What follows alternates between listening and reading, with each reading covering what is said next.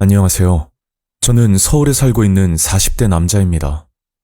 제가 괴들남님께 제보드릴 내용은 사람을 2번 죽이는 정말 사악한 인간들에 관한 내용입니다. 사건이 있을 당시 저는 35살, 이혼한 지 5년 차인 돌싱남이었고, 누구나 마찬가지겠지만 이별의 아픔으로 인해 이성은 물론 주변 지인들도 만나지 않고 지내던 중이었습니다. 아내와 이혼을 하고 난 직후에는 속이 후련하다고 생각도 했었지만 이런 감정은 오래가지가 않았고 시간이 갈수록 아내에 대한 미련만 남더라고요. 그렇게 저는 잡생각을 떨칠 목적으로 일만 하면서 바쁘게 살고 있었는데 어느 날 아버지께 전화 한 통이 걸려왔었습니다. 근우야, 밥은 잘 챙겨 먹고 있지? 쉬는 날 한번 내려와라. 굉장히 무뚝뚝하고 가부장적인 분이라 아버지는 표현이 거의 없으신 편이었는데 그날따라 제 걱정을 해주면서 따뜻한 말까지 건네시는 겁니다. 네, 아버지. 주말에 한번 내려갈게요. 저는 평소와 다른 아버지의 모습에 뭔가 불안하기까지 했고 전화를 끊고 나서도 여간 찜찜한 기분을 떨칠 수가 없었습니다. 그렇게 주말 아침 제가 태어난 고향이자 아버지가 계시는 익산으로 가게 되었고 저는 아버지를 뵙자마자 분명 무슨 일이 있다는 걸 직감할 수가 있었죠. 그게 아버지의 안색이 좋지 않아 보였고 기운도 없으신지 힘들게 앉아 계시더라고요. 아버지, 어디 편찮으세요? 그제야 아버지가 말씀을 하시는데 그 말을 듣고 나서 가슴이 내려앉는 기분이었고 그동안 잘 챙겨드리지 못한 제 자신이 한심스럽고 눈물만 나오는 겁니다. 며칠 전 아버지는 소화불량으로 내시경 검사를 받았는데 그 결과는 간암 말기였고 3개월에서 6개월 정도 살 수 있다는 시한부 판정을 받았다는 이야기였습니다. 근우야, 너도 이제 좋은 짝 만나야지. 요즘 이혼은 큰 흠도 아니라더라. 네가 애가 있는 것도 아니고 지금이라도 잘 만나봐. 사실 제가 유년 시절 아버지와 어머니가 이혼을 하셨는데 아버지가 혼자서 저를 키운다고 갖은 고생을 다 하셨죠. 그런 이유 때문인지 하나뿐인 아들이 좋은 짝을 만나서 잘 살길 바랬고 그게 아버지의 마지막 소원이었던 겁니다. 본인 몸이 아프신 와중에 아버지는 제 걱정만 하셨고 저는 아버지를 위해서라도 좋은 짝을 만나야겠다는 다짐을 하고 다시 서울로 올라왔었죠. 그리고 아버지는 요양병원으로 들어가셨고 저는 쉬는 날마다 아버지를 뵈러 가곤 했었습니다. 하지만 3개월도 버티지 못한 채 아버지는 세상을 떠나셨고 그렇게 아버지의 장례를 치르게 되었죠.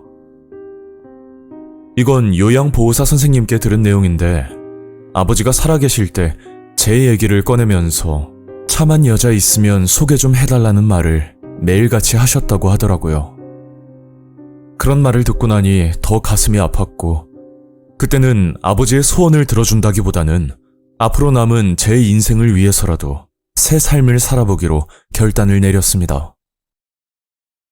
그 당시 주변 친구들도 미혼인 상태라 따로 소개팅을 받기도 힘들었는데 그러다 보니 어디서 어떤 여성을 만나야 되는지 참 난감한 상황이었죠.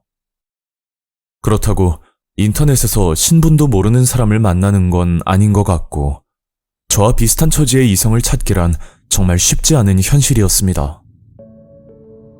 그렇게 그날도 집에서 맥주 한 잔을 하면서 혼자 TV를 보고 있었는데 모르는 번호로 전화가 걸려왔었습니다. 2358 차주되시죠? 죄송해요. 제가 실수로 차를 긁은 것 같아요.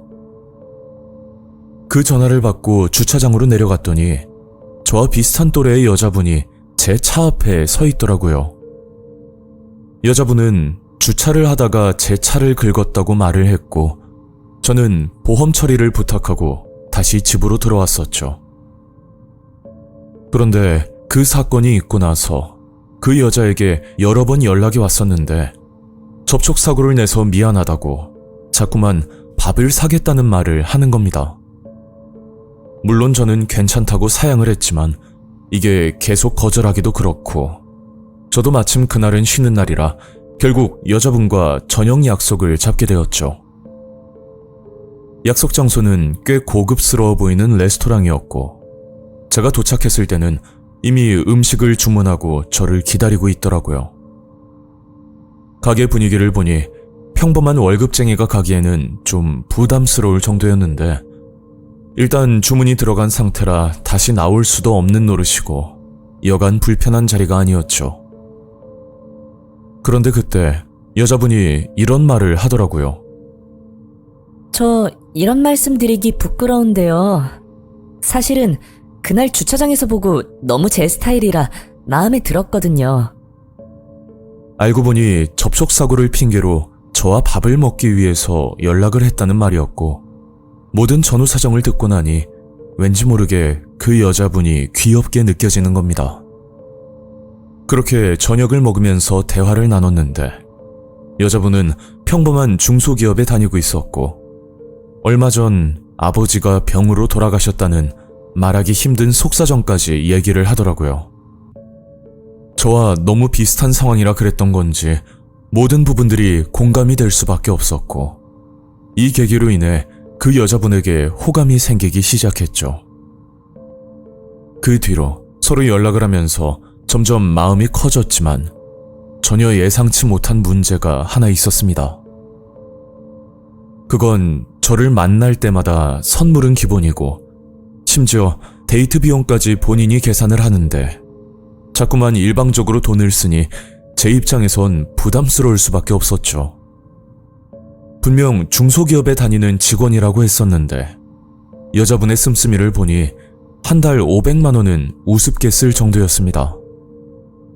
뭐 집안에 돈이 많거나 그게 아니라면 본인 수입에 맞지 않게 과소비를 하고 있다는 말인데, 그렇다고 해서 아직 모든 것을 판단하기에는 이른 부분이니 좀 더 알아보기로 판단을 내렸죠.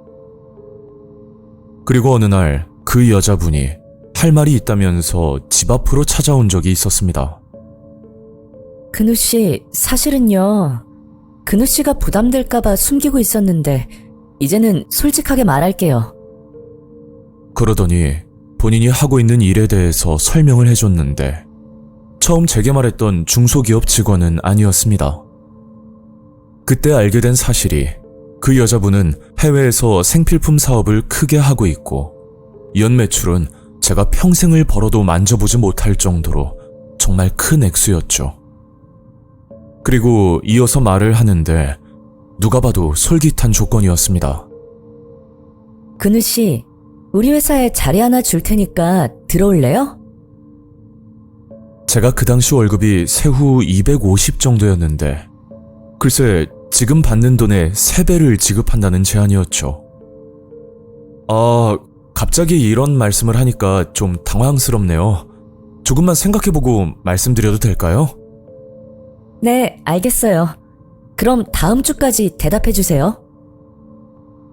저는 며칠을 고민하다가 결국 친구에게 전후 사정을 털어놓게 되었고, 친구는 제 얘기를 듣더니 어이가 없다는 듯이 말을 하더라고요.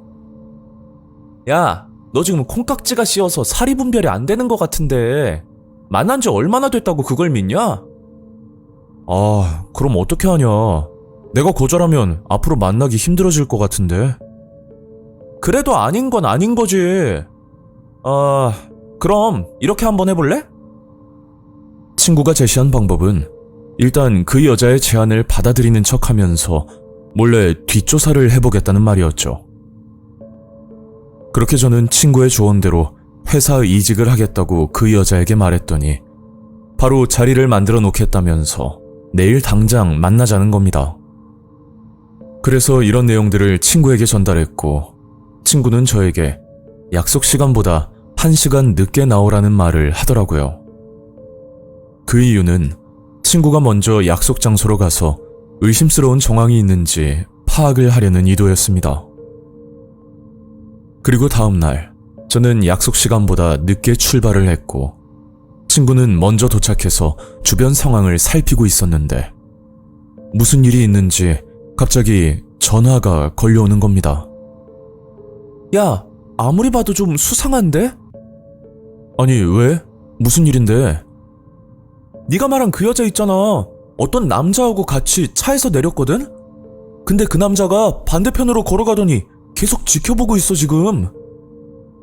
저는 친구 말을 듣고 나서 한 번 더 주의해야겠다는 생각이 들었고, 조금만 수상하다 싶으면 친구가 신고를 해준다고 했으니 그 말을 믿고 약속 장소로 향했었죠. 하지만 약속 장소에는 아무도 없었고 제 친구마저도 전화를 받지 않았는데 도대체 무슨 일인지 전혀 알 수가 없었습니다.